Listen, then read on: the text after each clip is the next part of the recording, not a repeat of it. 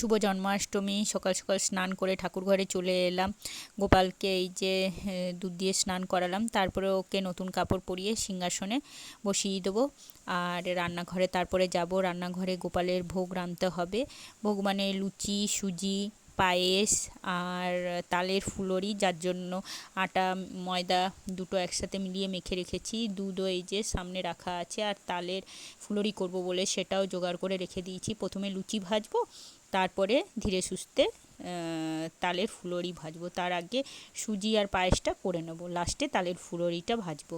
তো ভাই বলল সকাল সকাল ফোন করে, দিদি আমি ঘর থেকে তালের ফুলুরি ভেজে আনবো, গোপালকে চাপাবো। আমি বললাম ঠিক আছে, তাহলে চলে আয়। তো ভাইও পুজো করার টাইমে গোপালকে স্নান টান যখন করিয়ে নিলাম, ভাইও এলো। ভাই নতুন কাপড় পরিয়ে দিল গোপালকে। আর ঘর থেকে ও নিজের হাতে তালের ফুলুরি বানিয়ে এনেছিল আমার ভাই। গোপালকে সেই তালের ফুলুরি চাপিয়েছে ও নিজের হাতে।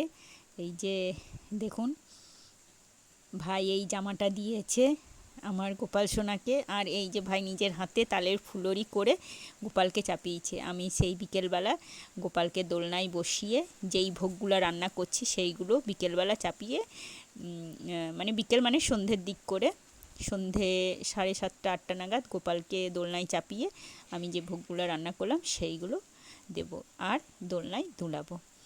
তো আজকে জন্মাষ্টমীর শুভকামনা সব বন্ধুদের জন্য রইল। ভিডিওটা এই পর্যন্ত, দোলনায় দুলালে তখন দেখানো হবে।